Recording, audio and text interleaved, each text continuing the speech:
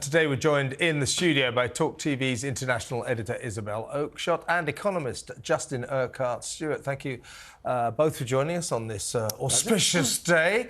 Well, I asked you earlier, Justin, what's the headline on this? I mean, one thing that came sort of screaming out from that speech to me was, you know, the big headline he's looking for is, oh, I'm going to reduce national insurance again by 2 more pence. He prefaced that by saying, taxing everyone twice with national insurance and income tax is particularly unfair, but we're going to carry on doing it. We got led up the path of that. So there you are. There will be something which would be exciting. There was something which could have actually been a rabbit with some life in it. Yeah. But instead, we get led up the path. No, we're not doing that.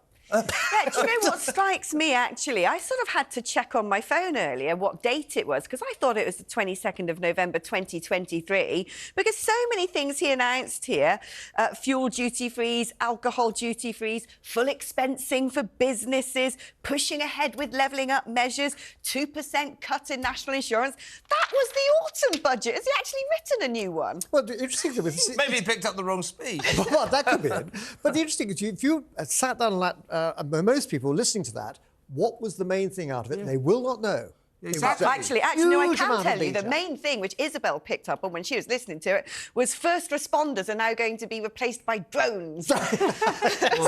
There's your headline. Don't worry, there was everybody. Silly me. You know, you thought you were getting a copper coming round when your house has been burgled, but no, it's a drone. And knowing the way our technology programmes work, it probably won't work anyway.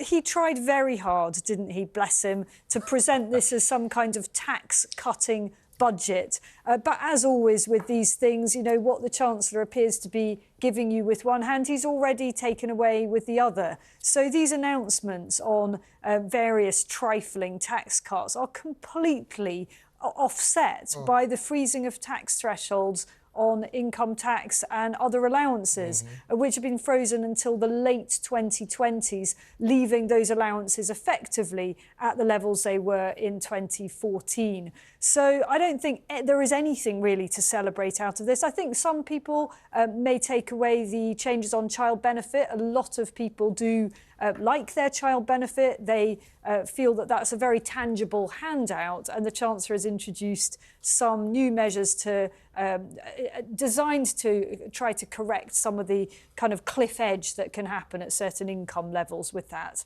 Other than that, so much of it had been pre-briefed, you know, that there's not much excitement. What is conservative about pouring a bucket all over people who want to buy a second home? What is conservative about abolishing non-dom tax relief? I mean, once again, Jeremy Hunt and Rishi's government, to me, prove they're just socialists. So I think this whole, both of those things are deeply misconceived. I'd be interested in your kind of economic perspective on it. But non-dom status, designed to ensure super wealthy people choose to stay living in Britain and don't have to pay tax on their overseas earnings. In my opinion, it's most likely that if you ditch that, they'll simply disappear and live in somewhere a little bit sunnier. It's already hard enough for those people to stick with Britain, given all the challenges we're facing. And on the second home point, this is relating to the scrapping of a tax relief on rent that you might get from holiday letting. I think that misunderstands the psychology of most people who have second homes and let them out just to get a little bit of income from them. Most of those people aren't looking for their holiday homes to be occupied full-time because they want to use them themselves. So that's just an attack on aspiration. That's exactly not conservative.